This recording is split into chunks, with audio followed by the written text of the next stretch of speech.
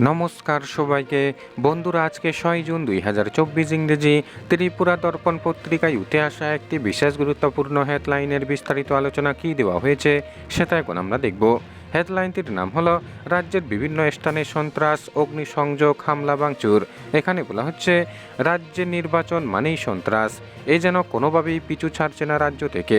অষ্টাদশ লোকসভা নির্বাচনের ভোট গণনার পর থেকে গত 24 ঘন্টায় রাজ্যের বিভিন্ন প্রান্তে একাধিক নির্বাচনোত্তর সন্ত্রাসের ঘটনা সংঘটিত হয়েছে। সবকটি সন্ত্রাসের পেছনে শাসক দলের দুষ্কৃতিকারীরা রয়েছে বলে বিরোধী শিবিরের অভিযোগ। মঙ্গলবার দুপুরের পর থেকে রাজ্যের বিভিন্ন প্রান্তে যে ঘটনাগুলি সংঘটিত হয়েছে তাতে দেখা গেছে বিরোধী দলের কর্মী সমর্থকদের বাড়িঘরে, দলীয় অফিসে ভাঙচুর, অগ্নিসংযোগের ঘটনা ঘটেছে। সিপাহীজলায় একটি সিপিআইএম অফিসে ভাঙচুর ও অগ্নিসংযোগের ঘটনা ঘটেছে। মঙ্গলবার রাতে কৈলাসহরের চণ্ডীপুর সিপিআইএম কার্যালয়ে ব্যাপক ভাঙচুরের ঘটনা ঘটে। দুষ্কৃতিকারীরা চণ্ডীপুর সিপিআইএম অঞ্চল কার্যালয়টিতে প্রথমে আসবাবপত্র ভাঙচুর এবং পরবর্তী সময়ে মূল্যবান সামগ্রী লুটপাট করা হয়েছে বলেই দলের পক্ষ থেকে অভিযোগ করা হয়েছে। রাত 1টায় ঘটনা পুলিশকে জানানো হলে পুলিশ ঘটনাস্থলে ছুটে এলে দুষ্কৃতিকারীরা পালিয়ে যায়। মঙ্গলবার রাতে উদয়পুরের দুটি স্থানে অগ্নিসংযোগের ঘটনা ঘটেছে। দুটিতেই অল্পতে রক্ষা হয়েছে বাড়িঘর। শাসক দলের দুষ্কৃতিকারীরা এই অগ্নিসংযোগ করেছে বলেই অভিযোগ। বাদারঘাটের এক বাড়িতে ব্যাপক আক্রমণ সংঘটিত হয়। রাতভর উশৃঙ্খল মদমত্ত দুষ্কৃতিকারীরা বাড়িঘরের বাউন্ডারি বেড়া ভেঙে ঘরে প্রবেশের চেষ্টা চালায়। ইট পাত খেলে ব্যাপক ক্ষতি হয়েছে এই বাড়ির এক কন্যা মুখ্যমন্ত্রীর কাছে নিরাপত্তার আর্জি জানিয়েছে। মজলিসপুরের রানীগাঁওয়েও মঙ্গলবার রাতে আক্রমণ সংঘটিত হয়েছে। সেখানে এক গরিব পরিবারের বাড়িঘর ভেঙে তছনছ করার পাশাপাশি বাড়ির অর্জুন দেবনাথ ও তার স্ত্রীকে ব্যাপকভাবে মারধর করা হয়েছে।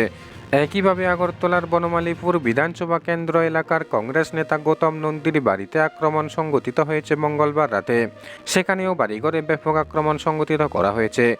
রাতেই পুলিশকে খবর দেওয়া হলে পুলিশ ঘটনাস্থলে গেলে দুষ্কৃতিকারীরা পালিয়ে যায় বলে অভিযোগ। ঘটনার খবর পেয়ে বুধবার গোপাল রায় সহ কংগ্রেস নেতৃত্বরা ঘটনাস্থলে গিয়ে আক্রান্তদের বাড়িঘরের লোকদের সঙ্গে কথা বলেছেন।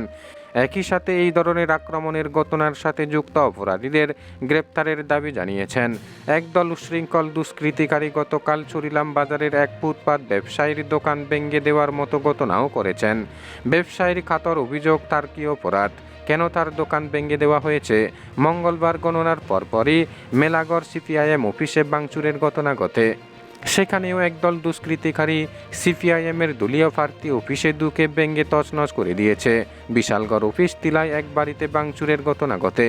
অসহায় অবনী দেবনাথ নামে ব্যক্তি কোনোরকমভাবে বাড়ি থেকে পালিয়ে জীবন রক্ষা করে বলে অভিযোগ করেছেন।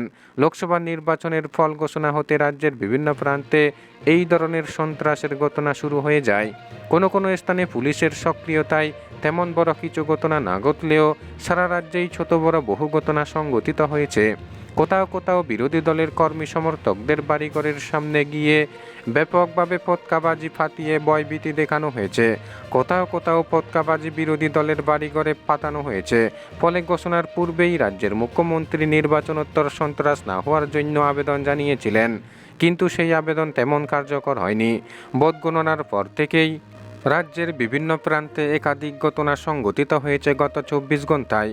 এখনও মানুষ আতঙ্কিত। বিধানসভা নির্বাচনের পর লাগাতার নির্বাচনোত্তর সন্ত্রাস সংঘটিত হয়েছে রাজ্যের বিভিন্ন প্রান্তের বিধানসভা কেন্দ্র এলাকায়। এবারও লোকসভা নির্বাচনের ভোট গণনার পর এই ধরনের আক্রমণের ঘটনায় আতঙ্কে দিন কাটাচ্ছে সাধারণ মানুষ সহ বিরোধী দলের কর্মী সমর্থক ও পরিবারের লোকেরা। বন্ধুরা, খবর আপাতত এই পর্যন্ত। বন্ধুরা, ভিডিওটি ভালো লাগলে লাইক, শেয়ার, সাবস্ক্রাইব করে আমাদের সঙ্গে থাকুন। ধন্যবাদ সবাইকে ভিডিওটি দেখার জন্য।